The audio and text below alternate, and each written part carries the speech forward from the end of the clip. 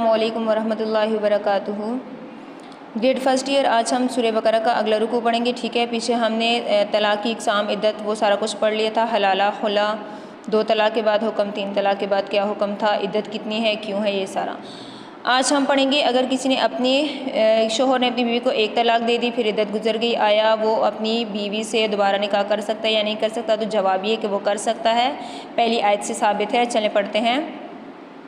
وَإِذَا، اور جب تلق تم طلاق دے چکو، النساء عورتوں کو، فبلغنا، پھر وہ پوری کر لیں، اجلہن اپنی عدت، فلا تعضلوہن، تو انہیں مت روکو، ان کہنا یہ کہ وہ نکاح کریں، ازواجہن اپنے پہلے شوہروں سے، اذا جب تراضوا، وہ راضی ہو جائیں، رضامند ہو جائیں، بینہم آپس میں، بالمعروف، معروف طریقے کے مطابق۔ آیت کو انڈرلائن کیجیے گا۔ اس کے پیچھے اس کا شان نزول یہ کہ حضرت معقل بن یسار، میم عین قاف لام بانون بن جاسین السارا، معقل بن یسار نے اپنی بہن کا نکاح کسی آدمی سے کر دیا تھا، ٹھیک ہے۔ پھر اس آدمی نے معقل بن یسار کی بہن کو طلاق دے دی تھی 1، پھر اس کے بعد عدت گزر گئی، پھر اس نے کہا کہ میں اس سے دوبارہ نکاح کرنا چاہتا ہوں۔ معقل بن یسار کی بہن بھی راضی تھی، وہ بھی دوبارہ نکاح کرنا چاہتی تھی پہلے شوہر سے، لیکن جب یہ بات معقل بن یسار کو پتہ چلی تو معقل بن یسار نے اس آدمی کو کہا کہ میں نے تمہیں عزت دی، میں نے تمہاری نکاح میں اپنی بہن کو دے دیا اور تم نے میری بہن کے ساتھ یہ سلوک کیا کہ اسے طلاق دے دی، تو اللہ کی قسم میں اب اس کا نکاح تمہارے ساتھ دوبارہ نہیں کرواؤں گا۔ تو یہ آیت نازل ہوئی تھی، ذالک یوعظ بہ، یہ والی آیت نازل ہوئی تھی کہ اگر مرد جو ہیں وہ عورتوں کو طلاق دے دیں 1، پھر اس کے بعد عدت گزر جائے، پھر وہ دوبارہ اپنی پہلی بیوی سے نکاح کرنا چاہیں اور دونوں آپس میں رضامند ہوں اور اصلاح کرنے کی نیت ہو تو وہ دوبارہ آپس میں نکاح کر سکتے ہیں۔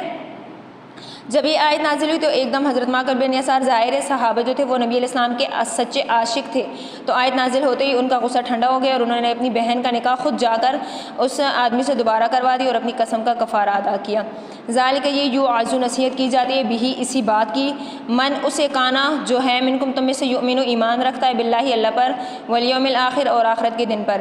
ذالکم، یہی ازکی، زیادہ پاکیزہ ہے، لکم تمہارے لیے، و اطہر، اور زیادہ ستھری بات ہے، واللہ یعلم، اور اللہ خوب جانتا ہے، وانتم لا تعلمون، تم نہیں جانتے۔ یعنی یہ جو کچھ لوگ ہوتے ہیں نا کہ اگر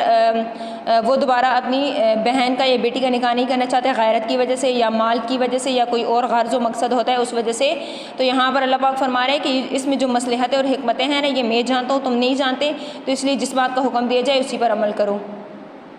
اگلا مسئلہ ہم مسئلہ رضاعت پڑھیں گے، دودھ پلانے والا مسئلہ، ٹھیک ہے۔ والوالدات، اور مائیں، یرضعن، دودھ پلائیں، اولادہن، اپنے بچوں کو، حولین، 2 سال کاملین، مکمل پورے، لمن، یہ اس کے لیے ہے، ارادہ، جو ارادہ کریں، ان یہ کہ یتمہ، پوری کرنا چاہتا ہو، الرضاعۃ، دودھ پلانے کی مدت، وعلی المولود، اور اس پر جس کا بچہ ہے، مولود جس کا بچہ ہے، وہ مرد جس کا بچہ ہے، لہو، اس کے ذمے ہے، اب اس کے ذمے کیا ہے، رزقہن، اس کا کھانا، وکسوتہن، اور اس کا لباس، بالمعروف، معروف طریقے کے مطابق۔ بات یہ ہے کہ بچے کو آیا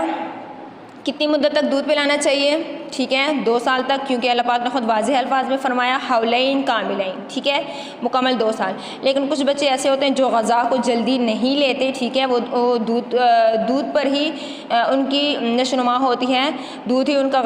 کی غذا ہوتی ہے، تو اللہ پاک نے فرمایا یہ اس شخص کے اس کے لیے حکم ہے جو کہ اس مدت کو پوری کرنا چاہے۔ لیکن کچھ بچے جو غذا نہیں لیتے تو انہیں 2.5 سال تک بھی دودھ پلایا جا سکتا ہے، لیکن 2.5 سال کے بعد دودھ پلانا حرام ہے۔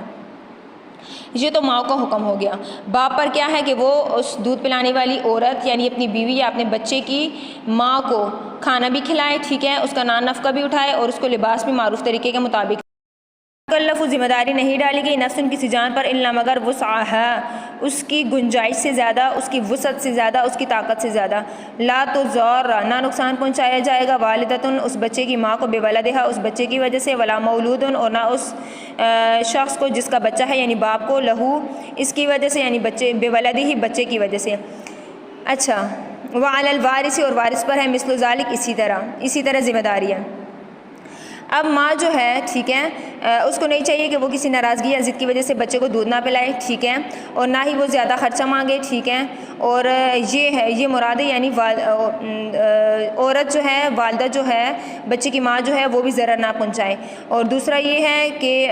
باپ کیسے ضرر نہ پہنچائے، یعنی باپ جو ہے اگر اس کی بیوی کسی عذر کی وجہ سے دودھ نہیں پلا سکتی تو اسے مجبور نہ کیا جائے ٹھیک ہے۔ پھر اگر طلاق ہو چکی ہے اور عدت بھی ختم ہو چکی ہے، اس کے بعد اگر وہ اس کے بچے کو دودھ پلاتی ہے تو شوہر پر فرض ہے کہ وہ اس بیوی کو اس کا خرچہ دے ٹھیک ہے، اسے اجرت اور مزدوری دے، کیونکہ ظاہر عدت کے بعد تو نکاح ختم ہو جاتا ہے، ظاہر ہے وہ پھر دوسری عورت کو دودھ پلانے کے لیے رکھے گا، لیکن دوسری عورت کو وہ جتنی اجرت جتنی رقم پر دودھ پلانے کے لیے رکھے گا اگر اس کی بیوی راضی ہوتی ہے ٹھیک ہے، جس کو وہ طلاق دے چکا ہے تو اس کو اتنی اجرت دے سکتا ہے۔ تو یعنی اگر ماں اگر بیمار ہو، کوئی عذر ہو، وہ دودھ نہیں پلا سکتی ٹھیک ہے، مجبوری ہو، تو اسے مجبور نہیں کیا جائے گا ٹھیک ہے، اسے ضرر نہیں پہنچایا جائے گا۔ اور اسی طرح اگر باپ جو ہے وہ غریب ہے تو بیوی کو نہیں چاہیے کہ وہ اسے زیادہ نفقہ مانگے۔ وعلی الوارث مثل ذلک، اور وارث پر بھی اسی طرح کی ذمہ داری ہے، یعنی اگر اس بچے کے ماں باپ فوت ہو چکے ہیں تو اس کے جو قریب والے، یعنی مثال کے طور پر اگر اس کا والد فوت ہو چکا ہے بچے کا اور اس کی والدہ ہے تو اس کا دوسرا وارث میں سے کون اس کا زیادہ حقدار ہو کہ وہ اس کی پرورش کرے اور اس کے خرچ وغیرہ اٹھائے تو اس کا دادا ہوگا۔ پھر قریب کے جو وارث اس کے بنتے جائیں گے بچے کے وہ اس کی ذمہ داری اٹھائیں گے۔ اب ہمیں کیسے پتہ چلے گا کون کون اس کا وارث ہے؟ مثال کے طور پر فرض کر لیں کہ اگر یہ بچہ فوت ہو جائے تو اس کی جائیداد میں سے کس کس کو حصہ پہنچے گا میراث میں سے، تو وہ سارے کے سارے اس کے قریبی رشتہ دار ہوں گے، قریبی وارث ہوں گے۔ تو ان تمام قریبی وارثوں پر فرض ہے کہ اگر اس بچے کا باپ فوت ہو جائے تو وہ اس کی ذمہ داری اٹھائے۔ فائن، پھر اگر ارادہ کرے فصالاً دودھ چھڑانے کا، انترازن رضامندی سے، منہما دونوں کی، و تشاورن اور مشورے سے، فلا جناح علیہما تو دونوں پر کوئی بھی گناہ نہیں ہے۔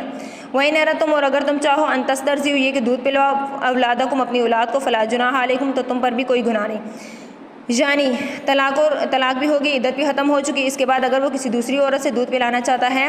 تو شوہر کو یہ حکم دیا گیا کہ وہ دوسری عورت سے دودھ پلا سکتے ہیں، اس پر کوئی بھی گناہ نہیں ہے۔ اذا جب سلم تم پورا ادا کرو، ما آتے تم جو تم نے دیا، بالمعروف معروف طریقے کے مطابق، یعنی جب تم اس دائیہ کو اس کی اجرت پوری دے چکو، یعنی جتنی مقرر ہے اتنی دو گے، تو اس وجہ سے تم پر کوئی گناہ نہیں ہے کہ دوسری عورت بھی تمہارے بچے کو دودھ پلا سکتی ہے۔ واتقوا اللہ، اور ڈرو اللہ پاک کی نافرمانی سے، واعلموا اور جان لو ان اللہ کہ بے شک اللہ پاک بما جو کچھ تعملون جو تم کرتے ہو بصیر دیکھنے والا ہے۔ والذین، اور وہ لوگ یتوفون جو وفات پا چکے ہیں، ہو جائیں یا فوت ہو جائیں یا وفات پا چکے ہیں، منکم تم میں سے، ویذرون اور چھوڑ جائیں، ازواجن بیویاں، یہ تربص نہ تو ہونی چاہیے کہ وہ روکے رکھے یا انتظار کرے، بانفسہن اپنے آپ کو روکے رکھیں، یہ تربصنا کا مطلب روکنا بھی ہے اور انتظار کرنا بھی ہے۔ اربعۃ اشہر 4 مہینے، وعشرہ 10 دن۔ اب اگر آپ سے کوئی پوچھے کہ ایسی عورت ہے جس کا شوہر فوت ہو جائے تو وہ کتنی عدت گزارے؟ 4 مہینے 10 دن۔ فَإِذَا بَلَغْنَا، پھر جب وہ پوری کر لے، اجلہن اپنی عدت، فلا جناح علیکم تو تم پر کوئی گناہ نہیں۔ اب کس چیز میں تم پر کوئی گناہ نہیں؟ اگلی آیت میں ہے کس چیز پر تم میں گناہ نہیں؟ فیما، اس میں، فعلنا جو تم کرو، فی انفسہن اپنے حق میں، بالمعروف معروف طریقے کے مطابق، سنت کے مطابق، واللہ اور اللہ پاک بما تعملون جو تم کرتے ہو خبیر دیکھنے والا ہے۔ یعنی عدت ختم ہونے کے بعد اگر وہ دوسرا نکاح کرنا چاہے تو کر جناح علیکم، اور تم پر بھی کوئی گناہ نہیں، فیما اس میں، ارستم کہ تم پیش کرو یا بھیجو، من خطبۃ النساء، من خطبہ نکاح کا پیغام، النساء عورتوں کی طرف، او اکننتم یا تم چھپاؤ، فی انفسکم دلوں میں، یعنی اب عدت ابھی ختم نہیں ہوئی، اگر کسی مرد کے دل میں یہ خواہش پیدا ہو گئی کہ وہ اس عدت والی عورت سے نکاح کرنا چاہتا ہے تو ظاہر ہے خواہش ہی پیدا ہوئی ہے، اس پر کوئی گناہ نہیں۔ عدت ختم ہو جائے پھر اس کی طرف اگر وہ دوسرا مرد اس عدت والی عورت کی طرف نکاح کا پیغام بھیجنا چاہے تو اس میں بھی کوئی گناہ نہیں۔ خطبہ کو انڈر لائن کیجیے گا، خطبہ خا کے زیر کے ساتھ ہو تو مراد نکاح کا پیغام، خطبہ ہو خا کے پیش کے ساتھ تو مراد جمعہ کا خطبہ، عیدین کا خطبہ، یہ سارے مراد ہیں۔ علم اللہ، اللہ خوب جانتا ہے، انکم کہ بے شک ستذکرونہن اس خیال کو جو کہ تم دل میں لاتے ہو یا جو تم دل میں یاد کرتے ہو، ولیکن لیکن لا تواعدوہن وعدہ نہ کرو، سرن پوشیدہ طور پر، الا مگر ان یہ کہ تقولو تم کہو، قولا معروفہ بھلی بات، یعنی اگر نکاح کرنا چاہتے ہو کسی عورت سے تو دل میں بات تو چھپا لی ہے لیکن وعدہ نہ کرو، بلکہ اگر اس سے نکاح کرنا چاہتے ہو تو اس کی طرف نکاح کا پیغام بھیج دو۔ ولا تعزموا، اور پکا ارادہ بھی نہ کرو، عقدۃ النکاح ولا تعزموا اور پکی نہ کرنا عقدۃ نکاح نکاح کی گھیرا حتیٰ یہاں تک کہ یبلغ پہنچ جائے الکتابہ عدت اجلہ اپنی مدت تک، یعنی اب اگر تم نے اس سے نکاح کرنا ہے تو عدت کے دوران تم نکاح نہیں کر سکتے کیونکہ عدت کے دوران نکاح کرنا حرام ہے، تو اس وجہ سے تم اس سے یہ نکاح کی گرہ پکی نہ کرو، یعنی عدت کے دوران ہی اس سے نکاح نہ کر بیٹھو، عدت ختم ہو جائے تب اس سے نکاح کرنا۔ وَعَلَمُوا اور جان لو ان اللہ بے شک اللہ پاک یعلم جانتا ہے ما فی انفسکم جو تمہارے دلوں میں ہے، فاحذروا لہٰذا تم اس سے ڈرو، وَعَلَمُوا اور جان لو ان اللہ بے شک اللہ پاک غفور حلیم بخشنے والا، حلیم بڑا حلم والا ہے، بردبار ہے، نرمی کرنے والا ہے۔ اچھا آج ہم نے جو پڑھا، اگر پہلا مسئلہ تو ہم نے یہ پڑھا شوہر نے بیوی کو ایک طلاق دی، اس کے بعد عدت گزر گئی، اگر وہ دوبارہ اس کو اپنے نکاح میں لینا چاہتا ہے تو لے سکتے ہیں۔ دوسرا ہم نے رضاعت کے بارے میں پڑھا کہ آیا مدت رضاعت کتنی ہے، 2 سال بھی ہے، اگر بچہ غذا نہ لے تو 2.5 سال بھی ہے، اس کے بعد دودھ پلانا حرام ہے۔ اب تیسرا مسئلہ ہم نے یہ پڑھا، اگر شوہر نے بیوی کو طلاق دے دی، ٹھیک ہے، اس کی عدت گزر گئی، اب اور اس کا بچہ چھوٹا ہے، اسے دودھ پلانا ہے، تو شوہر کو یہ بھی حق حاصل ہے کہ وہ دوسری عورت کو اجرت پر رکھے، وہ اس کے بچے کو دودھ پلائے، یا اتنی ہی اجرت اس بچے کی ماں کو دے، وہ اگر دودھ پلانے پر راضی ہے تو اس کی ماں ہی اپنے بچے کو دودھ پلائے۔ تیسرا مسئلہ ہم نے یہ پڑھا شوہر جو ہے وہ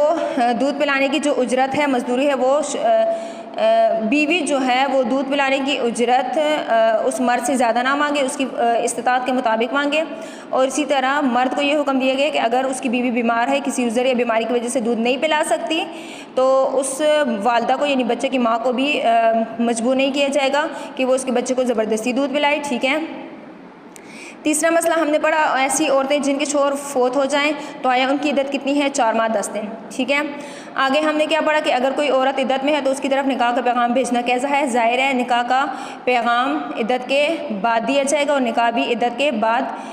کیا جائے گا۔ اور یہ قرآن میں نکاح کے